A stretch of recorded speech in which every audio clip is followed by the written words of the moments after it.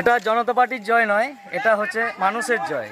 মানুষ আজকে অনেক দিন থেকে অসহায় পড়েছিল, তৃণমূলের অত্যাচারে মানুষ একদম শেষ হয়ে গেছিল।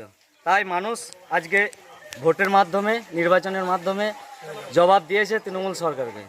এই তৃণমূলের শোষণ সইতে মানুষের দেওয়ালের পিঠ টিকে গেছিল।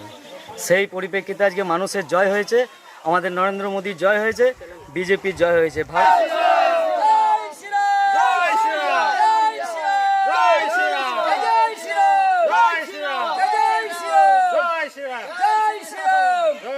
জয়